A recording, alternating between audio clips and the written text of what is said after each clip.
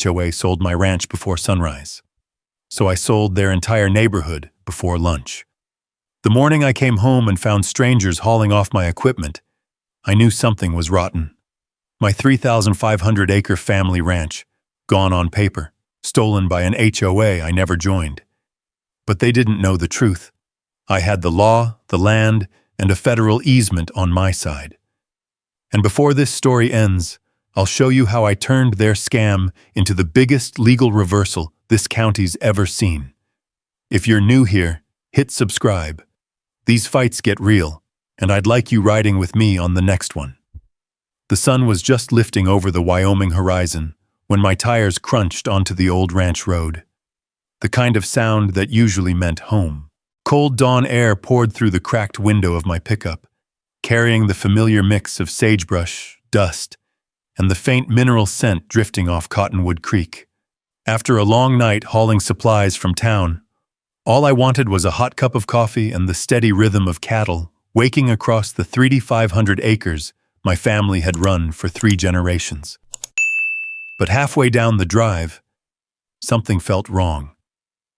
Too many unfamiliar shapes moved in the pale light, figures hoisting tools, men in shiny vests shouting instructions, trucks I'd never seen before lined up like a construction site. One of them had my grandfather's old feed wagon hitched to it, wheels kicking up dirt as they dragged it toward the gate. Another man was trying to load the branding chute, cursing when it caught on a panel of fencing he clearly didn't understand. I eased the truck to a stop, heart thudding slow and heavy. These weren't neighbors helping themselves. These were strangers dismantling my life. A sheet of paper snapped against the wooden gate in the morning wind, slapping the sun-bleached boards like a warning. I stepped out of the truck and walked toward it, boots sinking into the frost-soft ground. The page was stamped in bright red, official enough to make a man pause. Foreclosure. Sold to HOA bidder. Effective immediately. For a second, everything inside me went still, the way the land does right before a storm breaks. My breath felt too loud in the cold air. This ranch, my ranch, had never been under any mortgage, lien, or dispute. I'd paid every tax bill early, kept every receipt filed in the metal cabinet my father welded himself. There was no possible universe where my land was up for foreclosure. A woman's voice cut through the stillness. "Mr. Carter, we've been expecting you." I turned to see her, tall, polished, wrapped in a bright red wool coat that didn't belong within 50 miles of cattle country. Marilyn Croft, president of the Cedar Hills Homeowners Association, a development 5 miles south that sprouted beige-roofed houses like weeds around a golf course none of them knew how to maintain. She carried a clipboard as if it were a sheriff's badge, her blonde hair pinned so tight it looked painful. Behind her, 2 HOA board members hovered with tablets, documenting every piece of equipment the strangers were hauling off. "Expecting me?" I said, voice low. "Mind telling me why people are stealing equipment off my land?" She offered a smile so thin it barely counted. "Not stealing. Transferring ownership. The property was auctioned yesterday afternoon. Procedures were followed." "Procedures?" My hand tightened on the paper. I never missed a tax payment in my life. What auction? Marilyn's eyes gleamed in that way people get when they enjoy delivering bad news. Foreclosure auction.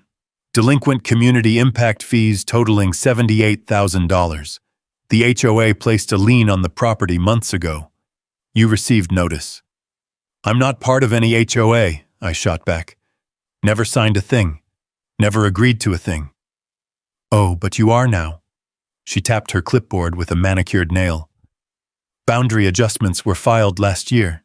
Cedar Hills extended jurisdiction over adjacent properties. That includes your ranch. Membership is automatic."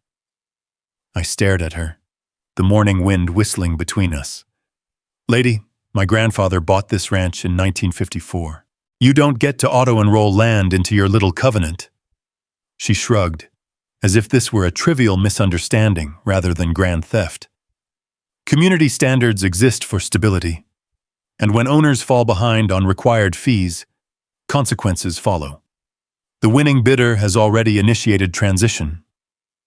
I looked at the men dismantling my loading chute. One of them waved, clueless. "Where you want this, boss?" Marilyn didn't even bother correcting him. "You're trespassing now," she said quietly. "Best gather personal items and leave before law enforcement arrives to remove you." My pulse pounded in my ears. The sunrise painted the ridge behind her in warm gold, but none of that warmth reached me. "You think you can take 3,500 acres with a piece of paper and a fake fee?" She smiled again, wider this time, victorious. "It's already done." But there was something wrong in her confidence. Something rehearsed. Too clean. Too fast. My father always said you can hear truth in a person's voice, and hers sounded like polished aluminum, shiny but hollow. I held up the notice so the wind rattled it. "How do you sell land that never belonged to you?" Marilyn didn't answer. She just turned, signaling her men to continue. Behind her, the ranch I'd spent my life protecting looked suddenly fragile, like someone had knocked loose a fence post and the whole line was leaning. This wasn't a misunderstanding. This was a declaration of war, and they picked the wrong Carter to start it with. By the time I reached the Cedar Hills Community Center, the morning frost had melted into thin ribbons of mud along the roadside. The air smelled of pine sap and damp earth, that sharp Wyoming scent that usually cleared my head. Not today. Not with my ranch being carved up by people who'd never set foot on a real pasture. My boots thudded across the wooden steps harder than I intended, the echo carrying through the quiet hallway like a warning. Inside, the owners' meeting was already underway. Rows of folding chairs faced a projector showing a colorful map, my ranch outlined in bright HOA blue as if someone had scribbled territory lines with a playground marker. A half-dozen board members sat at a long table, their polished smiles stiffening the moment they noticed me. Marilyn Croft stood at the podium, red coat draped neatly over the back of her chair, like a flag she expected everyone to salute. She lifted her chin. "Mr. Carter, you weren't on today's agenda. This meeting is for verified Cedar Hills property owners only." I walked down the aisle, ignoring the murmurs from residents who'd shown up to watch their HOA flex its power. "Good," I said, "because I'm here to find out how you think my ranch ended up on that map." A man in a plaid golf vest adjusted his glasses. "Boundary realignment," he said. "Filed last fall, perfectly legal." "Filed where?" I demanded. "County offices," Marilyn replied smoothly. "The proper channels. We mailed notices to all affected properties." My jaw tightened. "To which address?" One of the board members flipped through a folder. "P.O. Box 227. "That box expired in 2009, I said. "You mailed notices to a dead address." Marilyn's smile didn't move, but something in her eyes flickered. "We are not responsible for your failure to maintain correct contact information." My hands curled at my sides. "You manufactured fees. You mailed them to an empty box. And you foreclosed on my land without a single in-person notice?" "That's how the system works," she replied coolly. "Cedar Hills enforces standards. When owners refuse to comply—" "I never joined your HOA," I cut in. "Never signed a covenant. Never agreed to anything. You joined automatically when your parcel became part of our jurisdiction. Through a boundary realignment I never saw." "It was public record," she said, tapping her clipboard. "You could have objected." I stared at her, feeling the same slow heat that rises in a man when a bull turns on him in a pen. Steady, dangerous, impossible to ignore. "Show me the document." The board members exchanged glances. Finally, the man in the golf vest handed over a copy of the so-called boundary map. The paper smelled of toner and cheap laminate. I scanned it, flipping to the signature block at the bottom. Surveyed by Richard H. Klein. Date: 4/12 of last year. My stomach dropped. I knew Richard Klein. He'd surveyed half the valley back in the 1980s and 90s. He also died 10 months before this signature was dated. "This signature is forged," I said quietly, raising the page. "Klein passed away last March." The room stiffened. Someone whispered. Even Marilyn's facade cracked for a breath before she smoothed it back into place. "You must be mistaken. Our legal team prepared the documents." "Your legal team had a dead man approve your boundary change?" Her voice sharpened. "Unless you have verifiable proof that Mr. Klein is deceased, that accusation is inappropriate." I stepped closer, holding her gaze. "His funeral was at St. Paul's.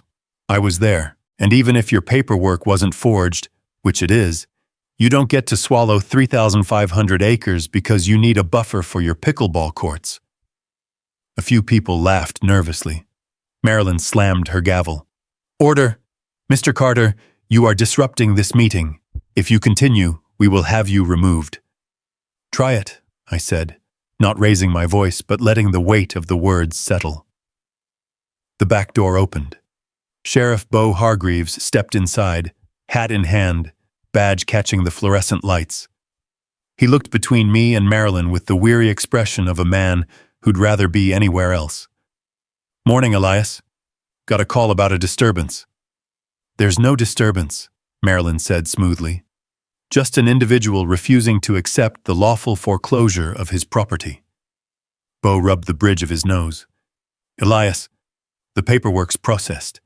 Everything's stamped and recorded. Not much I can do." I turned to him. "Sheriff, the document they used to take my ranch was signed by a dead man." He glanced at the page, squinting. "Well, that's something the county clerk will need to look into." "After my land is gone?" He didn't answer, which was answer enough. I took a slow breath, letting the tension coil inside me instead of spilling out. "Fine. I'll leave your meeting alone. But hear this, Marilyn. If one signature is fake, what else is forged?" Her eyes narrowed, and for the first time, I saw fear slip through the cracks of her confidence. I turned and walked out, the stale scent of carpet cleaner giving way to the sharp, cold air the moment I pushed open the door. The wind cut across the parking lot, carrying dust and pine needles that scraped against the truck's hood like whispers. I slid behind the wheel, gripping the steering wheel until the leather creaked. Fake signature. Dead surveyor. Boundary nobody approved. The pieces felt small now, scattered and strange. But deep down, I knew one thing. Forged paper was never about a typo. Forged paper meant someone wanted something enough to lie for it. As I pulled onto the road, the map in my lap flapping in the wind, a chill ran up my spine that had nothing to do with the temperature. If they could fake one document, they could fake a dozen. And if they'd forged their way onto my land, what else were they willing to do to keep it? The ranch wasn't just under attack. It was part of a plan. A big one. And I'd just seen the first crack in their armor. The snowmelt had softened the northern pasture enough that my boots sank a little deeper with every step. A thin layer of dusk settled over the horizon as I walked the fence line, the sky shifting from gold to a tired purple. Cottonwood Creek whispered nearby, water pushing softly over stone, the sound usually enough to settle my mind. But not tonight, not with the uneasy silence hanging over the land like a warning. I'd spent the afternoon going over every folder in my office, comparing the bogus HOA boundary map to my original survey documents. Every time I traced the lines, the same thought gnawed at me. Forged signatures didn't just happen. Someone wanted the ranch badly enough to risk prison. That narrowed the suspects down to one group, the same one that had just tried to hand me an eviction notice. But even knowing that didn't prepare me for what I found next. A strange stillness clung to the air as I followed the trail of hoof prints heading out from the pasture. My cattle should have been settled for the evening, gathered near the south slope like they'd done for generations. But instead, The tracks wandered in a confused pattern toward the property line, a sign of spooked animals, not a calm herd. I reached the old cedar fence just as the wind picked up, rattling the barbed wire like something alive. That's when I saw it. 3 sections of fence had been sliced apart. Not ripped, not broken by animals. No, this was precise. Clean cuts through the wire, straight through the posts. The edges glinted under the last stretch of fading sunlight, sharp and even, the work of bolt cutters. A fresh anger surged through my chest. Cutting a fence is more than vandalism out here. It's sabotage. It's an attempt to cause chaos, push cattle across boundaries, and create evidence where none exists. Exactly the kind of scenario an HOA would twist into a complaint. Dangerous livestock on suburban lots. Rancher unable to control his herd. Immediate threat to property values. And someone had done it under cover of dusk. I crouched beside a post, running my fingers over the smooth cut. Professional job, I muttered. Whoever had done this knew exactly what they wanted. My herd on HOA land. I glanced north, the direction of the Cedar Hills subdivision.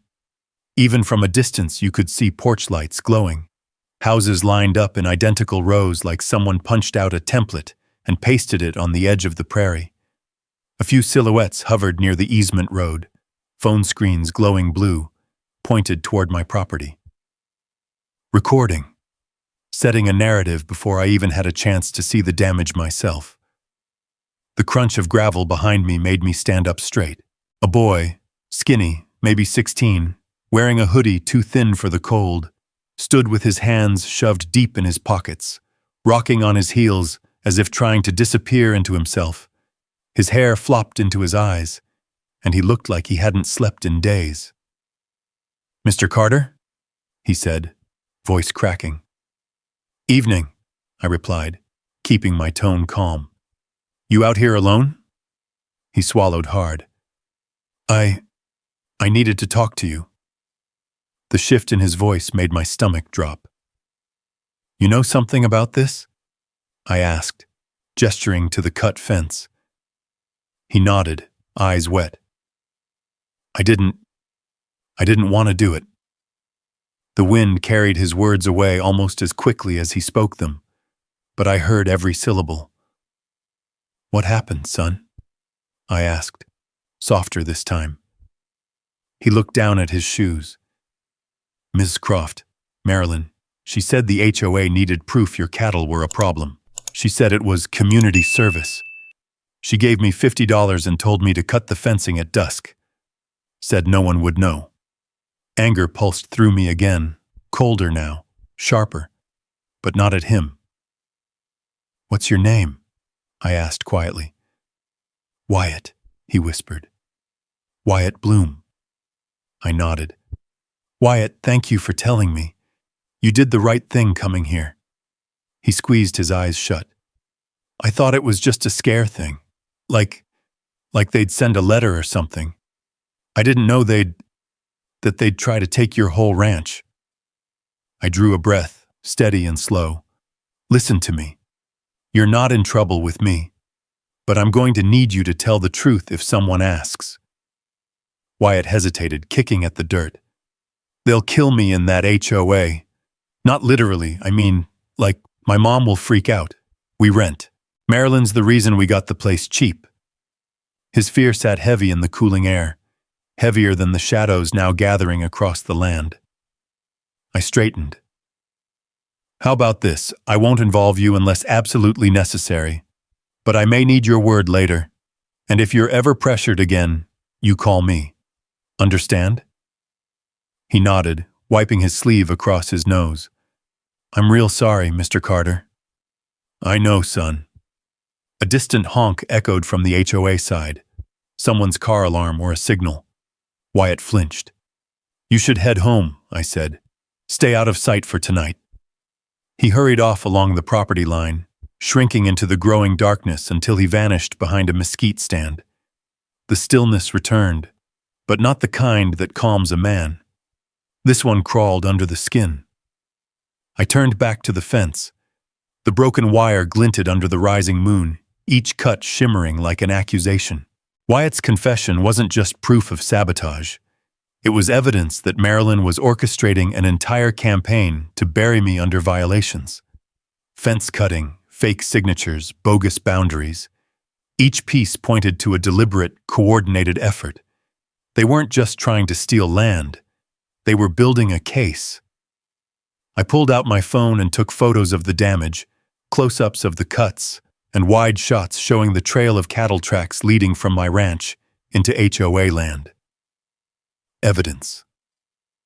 Cold, undeniable evidence. Above me, the prairie wind shifted, blowing from the direction of Cedar Hills. I imagined Marilyn standing just beyond the ridge, smiling with that same tight little smirk she wore in the meeting hall, believing she'd driven me into a corner. But she didn't know the truth about corners. Some men get trapped. Other men gather force. "Let's see what you break next," I murmured into the wind, the words swallowed by the night. Because for the first time since this nightmare began, I saw the shape of their plan, and I also saw the shape of my counterattack forming right beside it. The next morning started wrong before the sun even cleared the ridgeline. A cold front pushed across the plains, dragging a low gray sky with it, the kind that flattened the horizon into one long shadow. My coffee hadn't even finished brewing when a white HOA vehicle pulled up the drive, one of those compact SUVs with magnetic decals on the door, the kind meant to look official without having any real authority behind it. A man in a powder blue windbreaker stepped out, clutching a clipboard to his chest like it was armor. His breath puffed in the icy air as he approached the porch. "Mr. Carter?" he called. I stepped outside, mug in hand, letting the screen door snap behind me. "Depends who's asking." "I'm Jeremy from Cedar Hills Enforcement Division." He said it proudly, as if Enforcement Division meant anything more than a made-up title designed to intimidate retirees about their lawn decor. "I'm here to deliver formal notice of expedited eviction." "Expedited what?" I asked. He held out a manila envelope thick with papers, the edges crisp like they'd just rolled out of a printer that morning. "Due to unpaid community impact fees and failure to comply with multiple violation orders, the Cedar Hills Homeowners Association has moved to immediate removal of the occupant. You have 10 days to vacate HOA property." HOA property. I let that phrase sit in the cold morning air until the weight of it settled into my bones. "Son," I said quietly, "this ranch has been Carter land since before your subdivision had a name, since before half your residents were born." Jeremy glanced at his clipboard. "The records we have show—" "The records you have are forged," I said, not raising my voice, "signed by a dead surveyor and used to justify a fraudulent foreclosure." He swallowed, the Adam's apple bobbing in his throat. "Sir, I'm just doing my job. And I'm just protecting what's mine." His shoes scuffed nervously across the porch boards. "If you don't vacate voluntarily, further action will be taken." I set my coffee down, stepped closer, and drew the envelope from his hand. "You tell Marilyn that further action is exactly what she's going to get." He retreated so quickly you'd think the wind pushed him. By the time the SUV rolled away, dust swirling from its tires, my pulse had settled into a slow, dangerous rhythm. The kind of rhythm you feel before a storm breaks. Not fear, not even anger, but clarity. Inside the envelope lay a stack of papers thick enough to choke a horse. Violation notices, turf management fines, water access assessments. A printed map showing my ranch labeled as Phase 2 of Cedar Hills Resort Expansion. And at the top, a date circled in red, 10 days from now. But on the final page, tucked almost as an afterthought, was the name that tied everything together. Clint Barrow, developer, consultant, beneficiary. Barrow's name triggered a memory. An old newspaper article about a failed development outside Casper, one that promised mountain luxury living before collapsing under lawsuits and allegations of misused funds. Clint had slithered through that mess like a snake through tall grass, shifting blame and walking away with a smile that never reached his eyes. And if Barrow was involved here, that meant the HOA wasn't just harassing a rancher. They were trying to clear prime land for a luxury golf resort with lake access. My lake access. The plan was bigger than I realized. The wind shifted, carrying the faint smell of wet cottonwood. A storm was coming. I headed to the old barn, the one built by my grandfather's hands, beams still sturdy beneath decades of Wyoming winters. Dust motes floated in the slanted morning light as I climbed the loft ladder and reached for a wooden box tucked behind a stack of horse blankets. The lid creaked open, releasing the bittersweet scent of old paper. Inside were the documents my father had insisted we keep safe. Deeds, survey maps, water rights certificates, and somewhere beneath them, the oldest one of all. I flipped through yellowed pages until I found it. A folded map stamped by the U.S. Department of the Interior, dated 1968. The ink was faded, but the words were clear enough to stop my breath. Riparian easement, Cottonwood Creek tributary protected waterway, federal jurisdiction. Landowner, Charles H. Carter. An easement like this wasn't just a water claim. It was federal protection. It meant any land touching the creek, any land using it, diverting it, impacting it, fell under special jurisdiction. HOAs couldn't override it. Developers couldn't bulldoze it. County officials couldn't redraw it. This wasn't a weapon. It was a shield. But only if I could prove it still stood on record. The barn door slammed suddenly as the wind picked up. For a moment I imagined Marilyn standing there, bright coat glowing like an omen, her voice dripping with false authority. "Paperwork is power," her developer friend Clint had said. He wasn't wrong. He just didn't understand that I had paperwork too.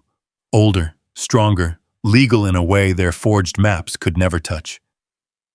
I slipped the easement map into a protective sleeve and locked the barn behind me.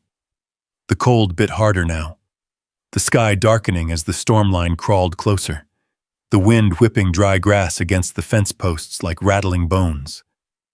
Standing there on the packed dirt path, map tucked under my arm, I felt something shift inside me. The helplessness from the day before was gone, replaced by something steadier, something razor sharp. They wanted to erase me, to turn my life's work into a resort brochure, to bulldoze my history for profit. But the land remembered its owners, and I remembered how to fight. As the first drops of icy rain began to fall, pinging softly against the metal roof of the barn, I looked back toward the creek that had fed this ranch for generations. "An easement can override any HOA," I murmured, "if I can prove it." The storm behind me rumbled an answer. Tomorrow, the real battle would begin. When dawn finally broke, it did so reluctantly. A low fog clung to the pastures, the kind that settles in your lungs and makes the whole world feel like it's holding its breath. The storm had passed, but it left behind a heavy silence. No bird song, no cattle calling, just the quiet hiss of wet earth drying under a pale Wyoming sun. I loaded the old thermos into my truck and slid the riparian easement map into a leather portfolio. The paper felt fragile, worn from decades in my father's loft. But the ink still carried authority, federal authority. I drove toward Cheyenne, the road winding past limestone cliffs and long stretches of prairie that glowed gold beneath the morning light. I'd made this drive hundreds of times, but today my hands gripped the wheel harder, knuckles whitening each time I replayed Marilyn's smug smile. Boundaries, forged signatures, sabotage. Every piece pointed to a machine built to steamroll anyone who stood in its way. But machines break, especially when someone knows where the weak bolts are. By the time I reached the city, the fog had lifted, revealing the boxy silhouette of the Monroe and Tate Law Office near downtown. A hand-painted wooden sign hung near the entrance. It always surprised me that Rachel hadn't swapped it for something sleeker. But then again, she was one of the few attorneys who understood that some things, like truth and timber, didn't need gloss. Inside, the warmth hit me instantly.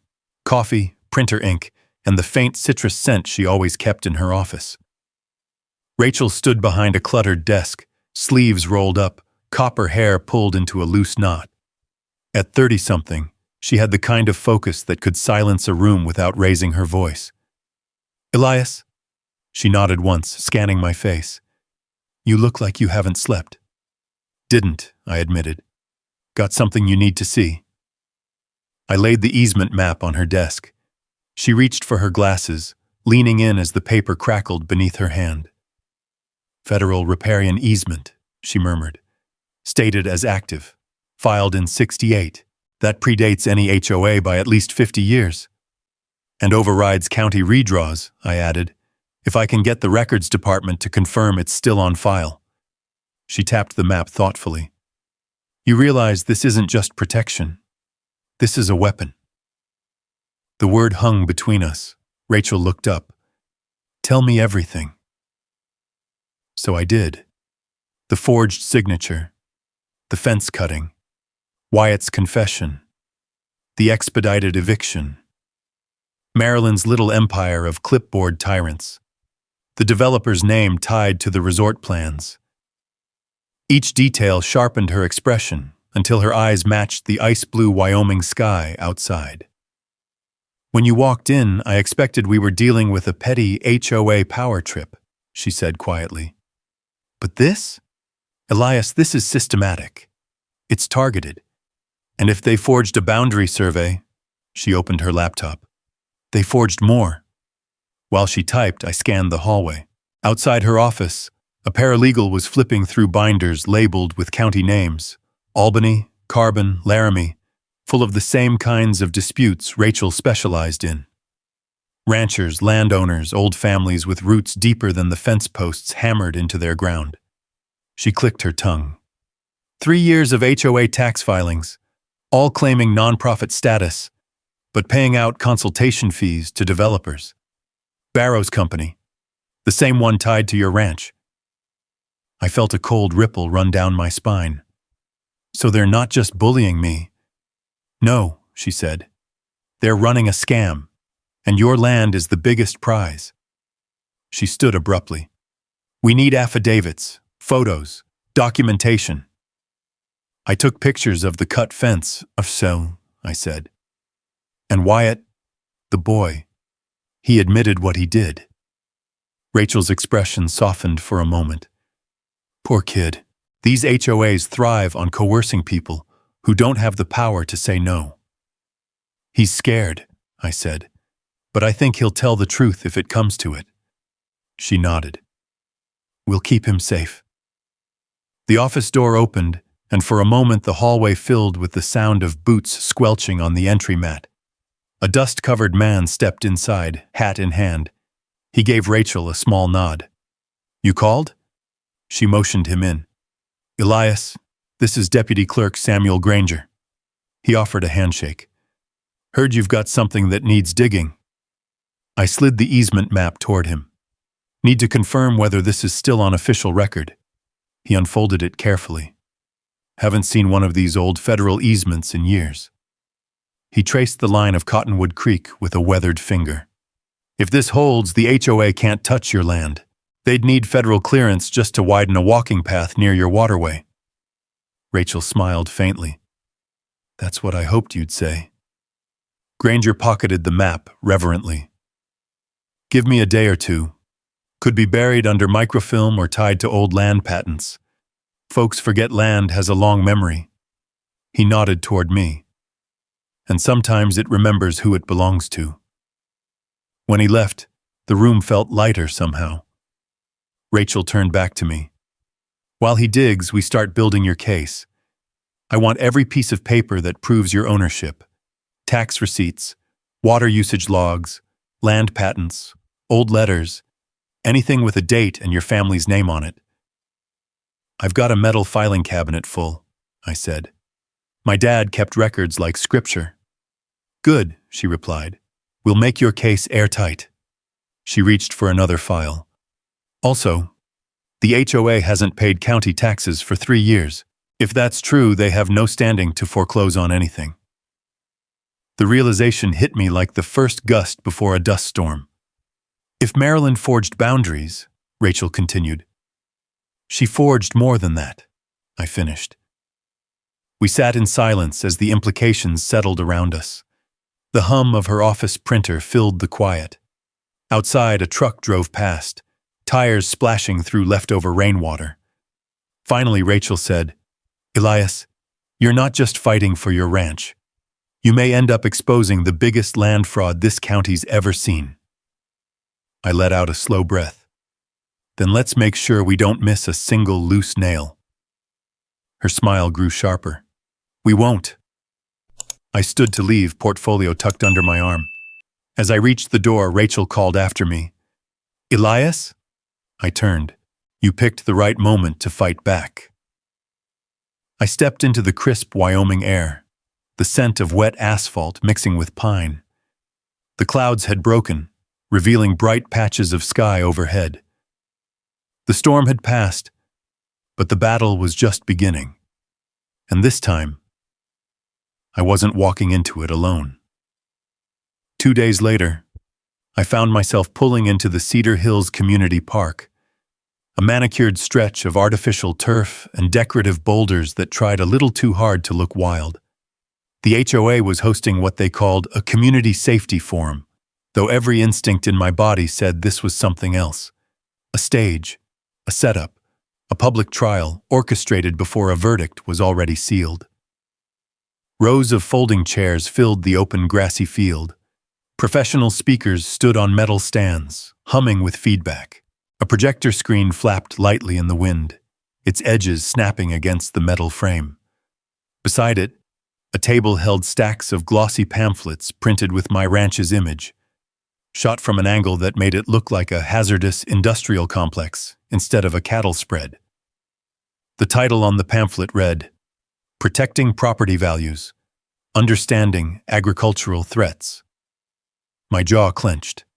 Residents gathered in clusters, murmuring, sipping free coffee from the concession stand. Most wore expensive jackets better suited for ski resorts than Wyoming prairies. They leaned in, whispering to each other whenever they glanced my way. Marilyn stood near the podium in her trademark red coat, organizing a stack of color-coded notes. Her hair was pinned neatly, and her smile, thin, glacial, didn't falter even when she noticed me. Mr. Carter, she called, using that polished tone reserved for condescending school principals. Glad you could attend. Transparency is important when discussing community threats. Good, I replied. Then let's discuss the forged documents you used to steal my ranch. A ripple of uneasy laughter passed through the crowd. Marilyn didn't flinch. As I've explained before, everything has been filed appropriately. If you dispute it, you're welcome to pursue legal review. She leaned in slightly. Though I doubt it will go the way you hope. Her confidence was a sheen, glossy on the surface, brittle underneath. I took my place near the edge of the seating area, arms crossed, watching as the forum began. Marilyn stepped up to the microphone, her voice amplified across the park. Thank you all for coming. Today we'll be addressing significant safety hazards caused by Mr. Carter's ranching activities. A slideshow flickered to life. Slide 1. A cow drinking from Cottonwood Creek, edited with a darkened filter that made the water look murky. Slide 2. A zoomed-in image of scattered hay bales, labeled unregulated waste. Slide 3. A photo of my grandfather's old tractor, taken from an unflattering low angle, making it appear rusted beyond recognition.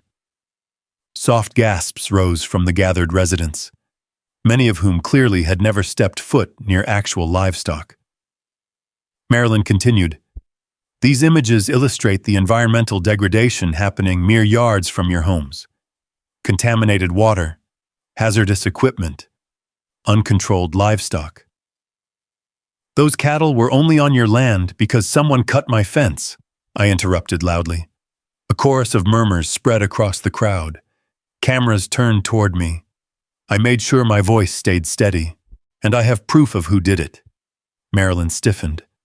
Please refrain from disrupting the presentation. But she moved faster through her slides, as if afraid another interruption might unravel her show. Next, she introduced a man in a crisp gray suit who claimed to be an environmental expert. I recognized him instantly. He'd testified in a property dispute 3 years ago and been discredited for exaggerating contamination levels. He pointed to color-coded charts. Agricultural runoff near residential properties can increase bacterial presence by up to 300%. Only when the data is fabricated, I muttered, not loudly enough for him to respond, but enough to calm the pulse rising in my throat. Residents leaned forward, wide-eyed, hanging on to every exaggerated statistic. Then Marilyn shifted tactics. She invited several neighbors, clearly coached, to share testimony. A woman with pearl earrings took the microphone. My children wake up at 5 every morning because of Mr. Carter's roosters. It's unbearable. Someone else added, property values are dropping. My realtor said buyers refuse to look at homes near the ranch. Another man spoke up, adjusting his designer glasses. I moved here for tranquility, not to live next to that. He gestured toward my land as if it were a landfill, my nails pressed into my palms. Not from their words, I'd heard similar ignorance many times before, but from the blatant orchestration, the timing, the uniform delivery. Their statements were too rhythmic, too polished. This wasn't a forum, it was a performance. Sheriff Bowe stood near the back, arms crossed. His face betrayed discomfort, as if he knew the whole event was built on sand, but couldn't step in without a warrant or directive. Our eyes met, and he looked away. When the testimonies finished, Marilyn returned to the microphone. In conclusion, the board believes immediate action must be taken to protect our residents. We request that Mr. Carter's agricultural operations be suspended pending investigation. That was the explosion point, the climax of her little circus. I stepped forward, and suddenly, the crowd quieted. I didn't shout, didn't need to. My voice carried on its own weight. I've listened patiently to accusations built on exaggerations, lies, and a slideshow of edited photos. You all deserve to know the truth, not the fiction someone fed you to justify stealing my land. I paused, letting my gaze sweep the rows of uneasy faces. Your fence wasn't damaged by cattle. It was cut, with bolt cutters. I have photographs of the cuts and the tracks, and I have a witness, a boy pressured by your HOA president, who admitted to doing it. Gasps rippled through the group. Marilyn stepped back, face blanching for a split second before she recovered. Baseless accusations. Not baseless, I said. Documented. I held up my phone, and every minute of that confession was recorded. A hush fell over the entire forum, heavier than any storm cloud. Marilyn's jaw tightened. Her knuckles whitened around her clipboard. The confident sheen she'd worn earlier began to crack. I saw it. The first real flicker of panic. I took a step back, letting the silence settle. They thought I was beaten. They thought this show would bury me. But silence, I'd learned, wasn't surrender. It was just the inhale before the strike, and I was only getting started. The morning after the HOA's circus, the air over my ranch felt sharper, colder, as if Wyoming itself was bracing for what came next. Cottonwood leaves rattled in the breeze, their silver undersides flashing like warnings. The cattle moved nervously across the pasture, hooves thudding against half-dry earth. Even they sensed something was shifting. By 9 o'clock, my kitchen table had become a war room. Rachel sat across from me, sleeves rolled to her elbows, laptop open and surrounded by stacks of documents. HOA bylaws, county tax audits, Foreclosure notices. The glow from her screen flickered across her determined expression as she highlighted line after line in digital yellow. "You weren't exaggerating," she said at last, exhaling slowly. "This isn't just negligence. This is deliberate fraud." I poured her a second cup of coffee, the steam curling upward like a phantom. "You find the proof?" She turned the laptop so I could see the spreadsheet. 3 properties foreclosed in the last 2 years, all snapped up by relatives of HOA board members, purchased at auction for laughably low amounts, then transferred to shell companies tied to, she clicked again, Clint Barrow. My stomach tightened. The same developer who wants to turn my land into a golf resort. "Exactly," she said. "And here's the kicker. The foreclosure judge who signed off on those sales, he received over $15,000 in campaign donations from Barrow's development PAC." I let out a long breath, cold and heavy. Corruption that deep didn't just happen. It grew, layer by layer, like mold in dark corners no one bothered to inspect. Rachel continued, "And remember that forged boundary survey? I checked the Federal Land Registry. The real survey on record doesn't include your ranch in the HOA's jurisdiction. Not even close." "So Maryland didn't just stretch the lines," I said. "She rewrote the map." "She rewrote the law," Rachel corrected. "Or she tried to." She pushed another folder toward me. "And this is the part that really seals it." Inside was a printed email thread, screenshots pulled directly from a server access log. "Where did you get these?" I asked. Rachel smirked slightly. "A friendly whistleblower at the county clerk's office.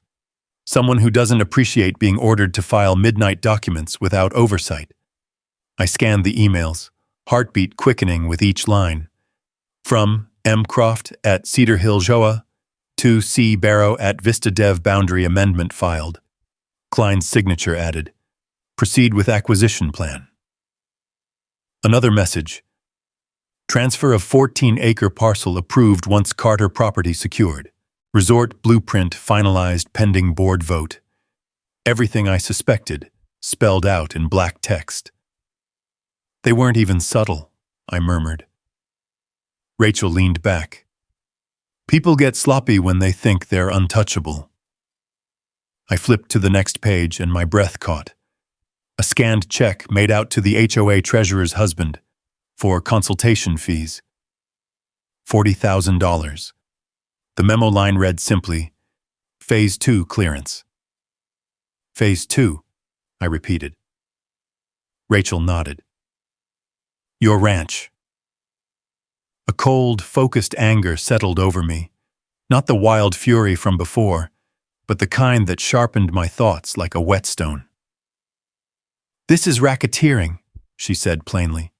"Interstate fraud, bribery, forged federal documents. This isn't just a lawsuit.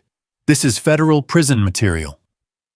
Before I could answer, a soft knock sounded at the door. I opened it to find Wyatt Bloom standing on the porch again, shoulders hunched against the wind.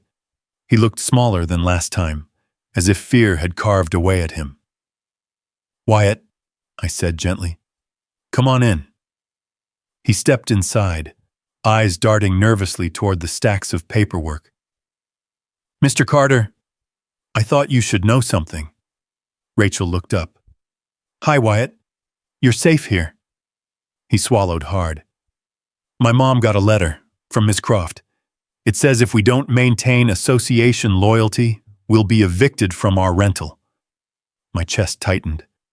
"She's threatening your family?" He nodded. "She said I talked to people I shouldn't have, that I'm putting the community at risk." Rachel's face darkened. "That's witness intimidation." Wyatt blinked. There's more." He pulled a folded sheet from his pocket. It was a map, clean, glossy, with colored zones marking various parcels. "I found this in Ms. Croft's office when I was dropping off flyers," he said. "She wasn't there, and the drawer was open." The heading read, Cedar Hills Expansion Phase 3, Agricultural Acquisitions. My ranch was circled in bold red ink. So were two others, families who'd ranched there for generations. Rachel unfolded the map fully, her expression tightening with each square she reviewed. She planned to take the entire valley. Why? I asked. Because Barrow can sell a luxury resort for $40 million, she said. But only if he clears out every rancher in sight. The weight of that number hung between us. 40 million reasons to forge documents. 40 million reasons to coerce neighbors. 40 million reasons to sabotage fences, lie in meetings, smear reputations. 40 million reasons to erase me. Wyatt spoke again, voice trembling. Mr. Carter, I'm sorry. I didn't know it was this bad. I rested a hand on his shoulder. You didn't put us here, son, but you're helping us get out. He nodded shakily. Rachel straightened. Elias, with this map, the emails, the financial ties, this is no longer a civil matter.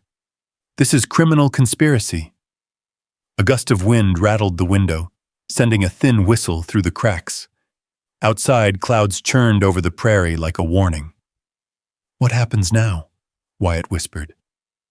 I looked at him, then at Rachel, then at the piles of evidence spread across the table. Now, I said, voice steady, we show them what happens when you think you can steal from a Carter. Rachel gathered the documents. We'll file racketeering complaints with the state attorney general, and when the time comes, we'll take it all to court. It wasn't just a fight anymore. It was a reckoning, and the cracks in their empire were finally showing. By the time dusk rolled across the Wyoming plains, the sky burned with streaks of copper and violet. A cold wind carried dust down from the ridgelines, brushing dry sage against the wooden fence posts like whispers from old ghosts.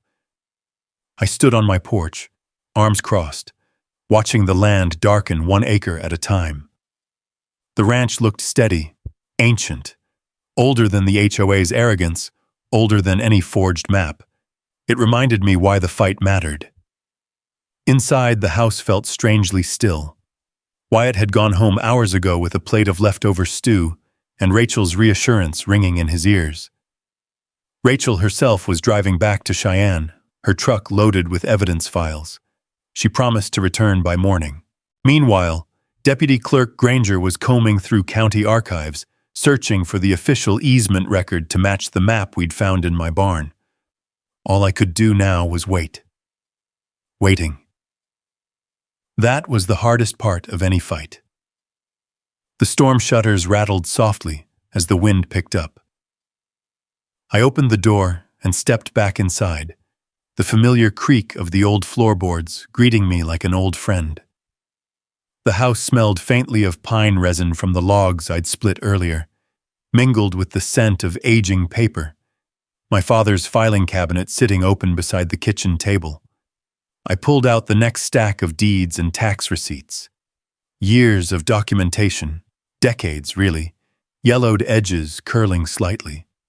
Every one of them held a story, a moment in time when a Carter signed his name to keep the ranch moving forward. Now they formed the backbone of the legal wall I planned to build. My father used to say, "The land remembers the hands that honor it." Tonight, I felt those words more deeply than ever. I found myself drifting to the barn again, lantern in hand. The door swung open with a soft groan, letting out the earthy smell of hay, leather tack, and dust. The lantern threw warm flickers across the rafters, across old tools arranged in perfect lines, tools my father sharpened, tools my grandfather carried across this same dirt long before I was born. At the back of the barn was the workbench, and above it, hanging crooked but proud, was the framed black and white photo of my grandfather the day he bought the ranch, lean, sunburned, stubborn as the desert, standing with Cottonwood Creek curling behind him. I studied the photo for a long time, letting the silence settle over me. It wasn't a heavy silence, not like defeat, more like the hush in a courtroom before a verdict is read, or the breath before a rider gives the horse the signal to charge. On the table beside the lantern lay the paperwork Rachel had prepared earlier. The articles for the Cottonwood Conservation District. A single sheet, typed neatly. One signature line at the bottom. Mine. If approved, the district would gain immediate authority over environmental protection zones, including the riparian corridor that wound right through my ranch. It would give me legal standing. It would give me leverage. And under Wyoming law, conservation districts had the ability to exercise eminent domain to protect land from improper development. Meaning, if the HOA illegally absorbed my land into their jurisdiction, I now had the power, if approved, to reclaim every acre their forged boundary touched. Even land they thought they owned. Even homes. Even the entire Cedar Hills subdivision. That was why Rachel had smiled so sharply when she handed me the form. "Elias," she had said, "if they wanted to play with fire, let's see how they like the flames." I exhaled slowly, took a pen from the bench, and signed my name. Outside, the wind howled once, sweeping dust across the yard. A few raindrops clinked against the barn roof. Light, scattered, the remnants of a storm that couldn't quite let go. I placed the signed documents into a sealed envelope. Tomorrow morning, they would be filed with the county and state, and the moment approval went through, the power dynamics would shift like a mountain sliding. The HOA had built their entire scheme on stolen maps and false signatures. I was about to counter with federal easements and state-backed conservation law. "Paperwork is power," Clint Barrow had told me. He wasn't wrong, but he'd forgotten something crucial. Honest paperwork is stronger. As I stepped out of the barn, lantern raised to light the path back to the house, my boots crunched through the shallow puddles left by the afternoon storm. The air felt electric, as if the very land sensed what was coming. Tonight was calm, but beneath the calm ran tension, like the tight pull of a rope stretched between two forces waiting for one to break. I reached the porch, wiped the mud from my boots, and set the lantern by the door. Before going inside, I turned once more toward the valley. Quiet, vast, steady. Lights twinkled faintly from Cedar Hills in the distance, little artificial stars clinging to the hillsides. Tomorrow, those lights would flicker for a different reason, because tomorrow, the land would speak for itself. And for the first time since this fight began, it would speak in my favor. The next morning broke crisp and pale, the sky washed in a winter blue haze that seemed to stretch forever. A thin frost covered the pasture grass, each blade catching the sunlight like shards of broken glass. The cattle moved quietly, sensing the heavy air, as if nature itself were holding its breath. Even the wind, usually restless across the plains, moved with a slow, deliberate rhythm. I stood beside my truck, envelope in hand, the signed Conservation District paperwork burning like a live ember in my palm. Today wasn't a day for guesswork or hesitation. Today was the day everything aligned. Easement maps, affidavits, forged signatures, the clerk's findings, Wyatt's truth, Rachel's meticulous research. And of all places for fate to converge, it chose the county courthouse. By the time I pulled into town, the square was already buzzing. News vans lined the curb. Camera crews set up tripods. Residents from Cedar Hills milled around the courthouse steps, whispering like churchgoers before a scandalous sermon. Some held signs, "Protect our community," "Stop agricultural recklessness," "Save Cedar Hills," "Manufactured outrage," "Maryland's handiwork." I killed the engine, took a grounding breath, and stepped out into the cold. Footsteps echoed behind me, steady, confident. Rachel joined my side, her briefcase heavy with evidence. She wore a dark coat, hair pinned back, eyes sharpened by conviction. "You ready?" she asked.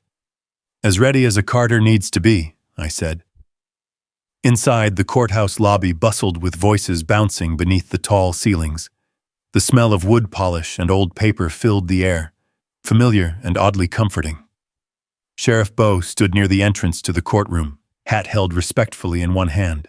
He nodded when he saw me, the lines around his eyes deeper than usual. "Morning, Elias," he said quietly. "Heard it's a full house today."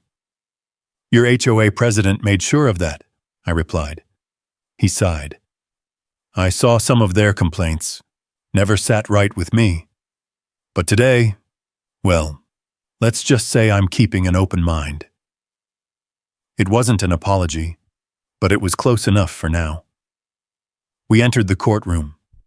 It was packed, residents squeezed into pew-like benches, reporters lined along the back wall, and Marilyn Croft sitting proudly at the plaintiff's table with Clint Barrow beside her.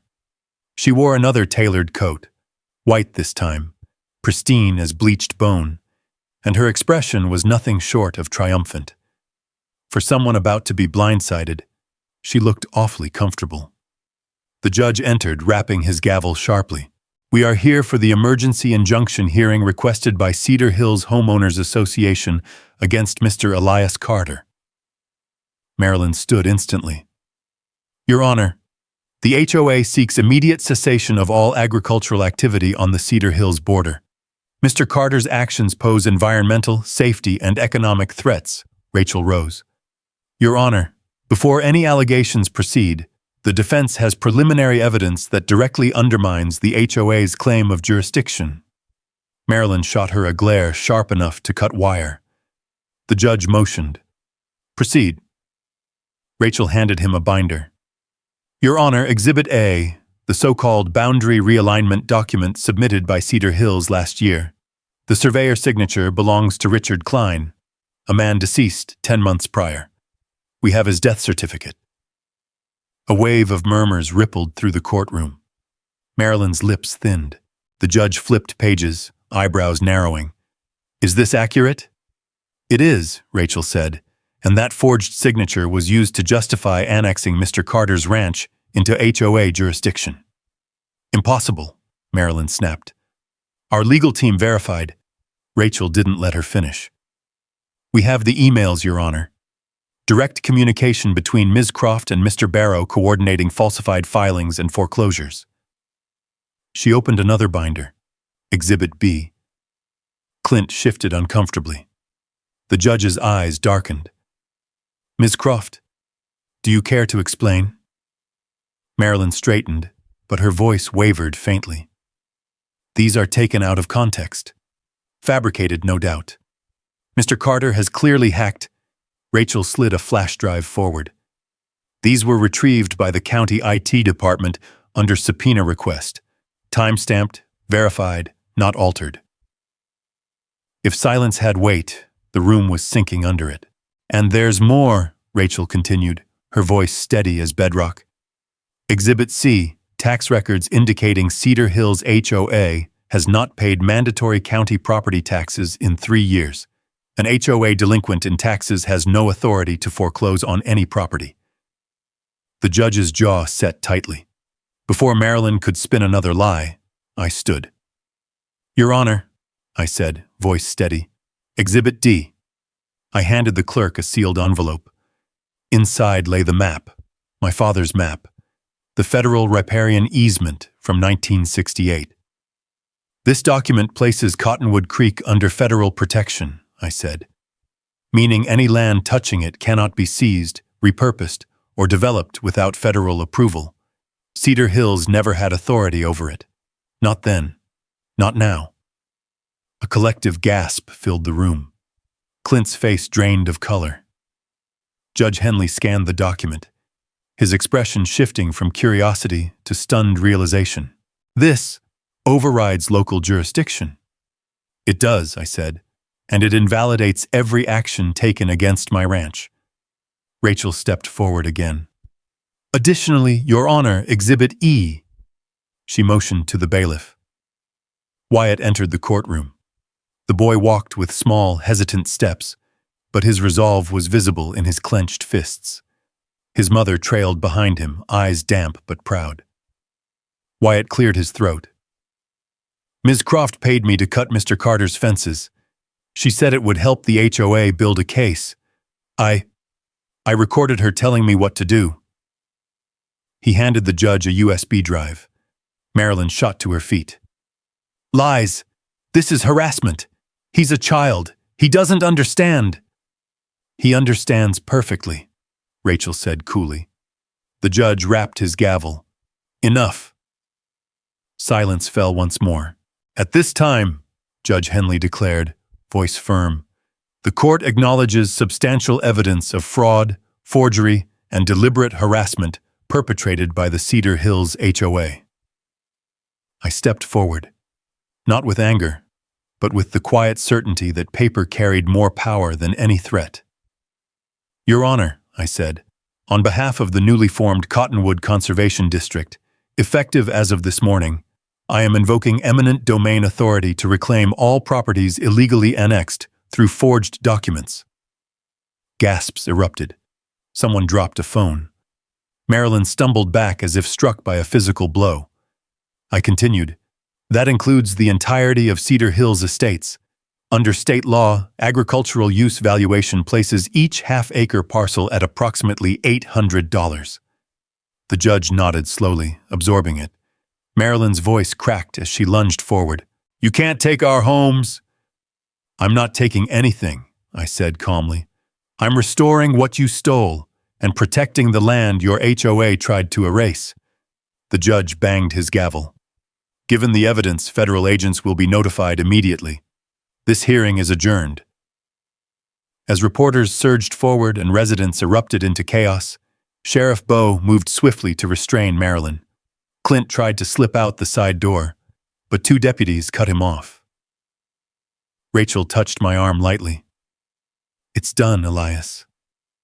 I looked toward the courthouse doors, sunlight spilling across the floor. Justice didn't roar today. It didn't need to. It walked out steady, wearing boots, and it walked out with me. When the courthouse doors swung shut behind us, a cold Wyoming wind swept through the square, carrying with it the scent of juniper and dust. Reporters shouted questions. Cameras flashed like lightning across the pavement. But all of that noise felt distant, muted somehow, because for the first time in weeks, the weight on my chest had shifted. Not gone, but lighter, manageable. Across the square, deputies guided Marilyn Croft into a waiting patrol car, her white coat flapping in the wind like a surrender flag. The ironclad confidence she'd worn for months had finally cracked. Her eyes were wild, darting between the cameras and the courthouse as though begging someone to rewrite the verdict. Beside her, Clint Barrow stood rigid in handcuffs, jaw clenched, his expensive shoes splattered with courthouse mud. For a man who tried to buy a valley, he suddenly looked very small. Sheriff Bowe approached me, hat tucked under his arm. "Well, Elias, never thought I'd see the day." He shook his head. "That was one hell of a case." "Not a case," I said quietly. "A reckoning." He let out a breath. "Reckoning or not, just know you were right. And I'm sorry I didn't see it sooner." I nodded, letting the apology settle. All that matters now is putting things right. Behind me, Rachel stepped up, her briefcase heavy with the documents that had just rewritten the future of an entire subdivision. The breeze tugged at the ends of her hair as she looked toward the Cedar Hills ridge. "They'll fight it, you know," she said. "Some will claim hardship. Some will claim ignorance." "Ignorance doesn't erase fraud," I replied. Still, she offered a faint smile. "It does soften the landing." And she was right. Losing a home, no matter how unlawfully gained, was a hard thing to swallow. Even if the homeowners never knew the land beneath them was stolen in the first place. But what the HOA had done couldn't go unanswered. By the following week, the paperwork finalized. Cedar Hills Estates, every house, lot, greenbelt, and access road, was officially under the authority of the Cottonwood Conservation District. Appraised at agricultural use value, each parcel came to only $800. It was the law, not a loophole, not a trick. Just justice wearing the same legal armor the HOA once used against everyone else. The residents gathered in the community center, the same place where Marilyn once held her smug meetings. But now the mood was different. Uneasy. Quiet. The walls still smelled faintly of carpet cleaner and fresh paint, but the air carried something heavier. I stepped onto the stage, Rachel beside me. "Folks," I began, voice calm, "I know this is a shock. I know many of you bought homes here believing everything was legitimate, but your HOA leadership forged documents, manipulated county records, and stole land, not just from me, but from the valley." Whispers spread across the room. A man in a fleece jacket raised a shaky hand. "Are we homeless? Because of something they did?" "No," I said. "You're not." Relief washed over faces like a warm wind. Rachel stepped forward. "The district now owns the land, yes, but you will not be evicted. We're converting the entire subdivision into protected conservation territory. Anyone who wishes to lease their home long-term at agricultural land rates may do so. Your monthly payment will be less than a typical electric bill." A woman in the front row burst into tears. The good kind. Another resident asked, "So, you're not going to bulldoze everything?" "No," I said. "I'm a rancher, not a tyrant." A ripple of laughter moved through the room, fragile but genuine. I continued, "You'll be part of a conservation community. The greenbelts will become wildlife corridors again. The creek will be restored, and your homes, those that stay, will be placed under stewardship rules, not HOA rules." Someone clapped softly. Then someone else, and soon the room filled with applause. Uneven, surprised, but real. Outside the community center, the land looked different already. Not physically, no bulldozers, no torn fences, just a sense of return, a shift in the way the earth breathed. Days later, I walked the new conservation zone with Wyatt. The boy kicked dust as he went, the brim of his borrowed ranch hat shadowing his eyes. "You think people will be okay with this?" he asked. "I think folks are tougher than they look," I said, "especially when the truth is finally on the table." Wyatt nodded, eyeing the horizon. "And Miss Croft?" "She'll face the law," I said simply. "Fraud has a long memory." He seemed to like that answer. We reached the top of a small rise overlooking my ranch. Cottonwood Creek shimmered in the sunlight, its waters bright and unburdened. The air carried the scent of wet stone and new grass. The place felt peaceful, like the land itself was healing. Rachel met us there, a stack of papers in her arms. "You've done something big, Elias," she said. "People will talk about this case for years." "I didn't do it alone." "Maybe not," she said with a smile. "But you were the spark." That night, I stood on my porch watching the sunset pour across the valley like molten amber. The ranch stretched out before me, steady as ever, unchanged by all the chaos swirling around it. But I had changed. I'd learned that justice doesn't always come with fanfare. Sometimes it arrives quietly, in signatures, in evidence, in the steady work of those who refuse to let corruption win. And sometimes it comes wearing boots. As the first stars flickered awake above the plains, I felt something I hadn't felt since before this war began. Peace. They tried to steal my legacy. Instead, they handed me the power to protect everyone else's. And the land, faithful as ever, echoed that justice across the Wyoming wind. If you've ever stood your ground against folks who thought they could push you around, drop a simple yes in the comments so I know you're out there. And if stories about justice, land, and dignity mean something to you, go on and hit subscribe. There's plenty more truth to tell out here.